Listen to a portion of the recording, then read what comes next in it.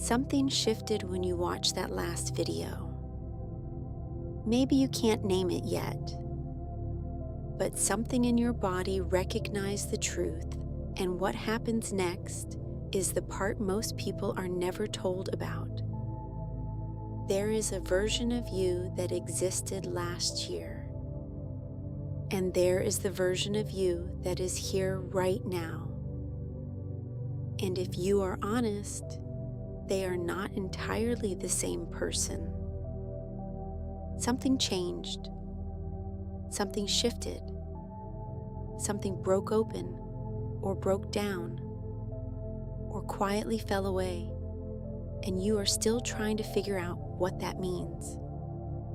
Most people spend an enormous amount of energy trying to get back to who they were before the loss, before the change, before the thing that unmade them a little.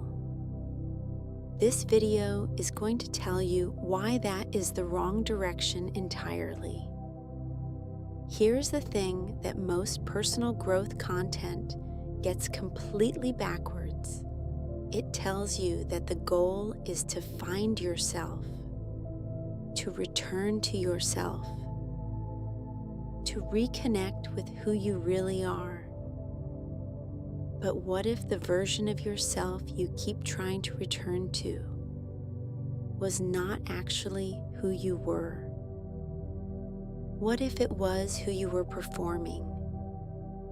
What if the identity you are mourning was built from other people's expectations? A role you learned to play because it felt safer than the truth of who you were becoming. You didn't lose yourself. You outgrew who you were pretending to be. And the discomfort you feel right now, the disorientation, the not knowing, the sense of being in between, that is not a crisis. That is growth doing exactly what growth is supposed to do. Think about the version of yourself from 2 years ago. The things they were certain about, the relationships they thought were permanent, the identity they wore every day without questioning whether it actually fit. Some of those things still fit, some of them no longer do. And the ones that don't fit anymore, the beliefs, the patterns, the ways of being in the world that you've quietly outgrown, they don't feel like freedom when they leave. They feel like loss, even when leaving them is the most important thing you could do. This is one of the most disorienting truths about growth. It often feels identical to falling apart. From the inside, expansion and collapse can feel like the same thing. And the only difference, the only real difference, is what you do next. Identity is not fixed. This is not a popular idea because fixed identity feels safe. Knowing who you are, what you stand for, what you want, feels like solid ground. But here is what the science of human development has understood for decades. Identity is not a destination. It is a process. You are not meant to arrive at a final version of yourself and stay there. You are meant to keep becoming. The philosopher you may have heard quoted, the one who said you cannot step in the same river twice, was pointing to something deeper than rivers. You cannot step into the same version of yourself twice either. Every experience, every loss, every moment of clarity, every relationship, everything that broke and reformed changes the shape of who you are. Not damaged, not diminished.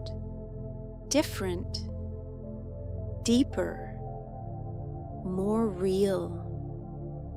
In a few minutes, I want to walk you through something specific, a way of understanding the identity you are stepping into, not by figuring out who you are, which is the wrong question, but by paying attention to what you are being called toward. Because here is the thing about becoming someone new. The new version of you does not arrive all at once. It arrives in signals, small ones, easy to miss if you are looking in the wrong direction. But before we get there, I need to tell you the single most important reason why most people never fully step into who they are becoming. And it is not what you think it is. The most common reason people stay stuck in an identity that no longer fits is not fear of the future. It is loyalty to the past. Loyalty to the people who knew the old version of you. Loyalty to the story you have told about yourself for so long it began to feel like fact. Loyalty to the pain that shaped you, because releasing it feels like a betrayal of everything you went through to survive it. You are allowed to outgrow your own survival story.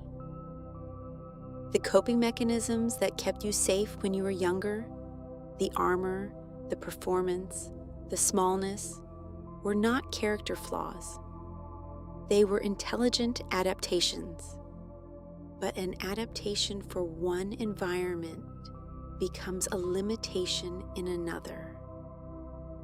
And the life you are moving toward, the quieter, more grounded, more honest life, cannot be built by the same version of you that was designed to survive a life you are leaving behind. The next chapter requires a different protagonist. Here is how identity actually shifts, not in theory, but in the real, quiet, daily experience of becoming someone new. The first thing, you will notice what no longer fits before you can name what's replacing it. You will feel the friction first. A relationship that used to feel easy suddenly feels exhausting.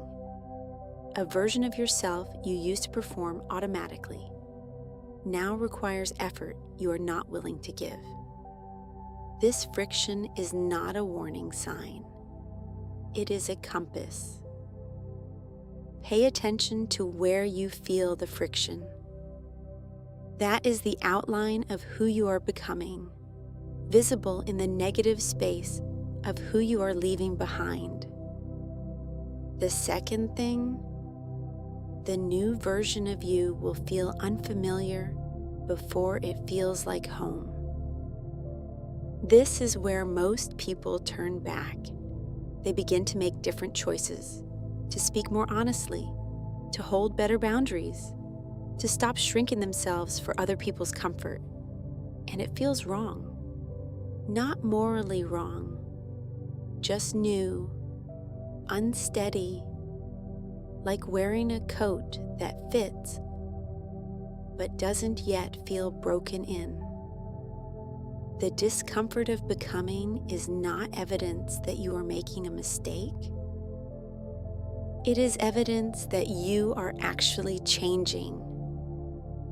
The third thing, not everyone around you will welcome who you are becoming.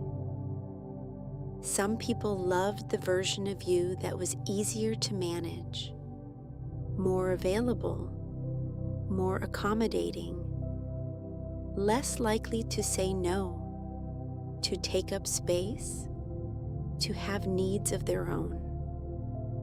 And when you begin to change, they will sometimes call it selfishness.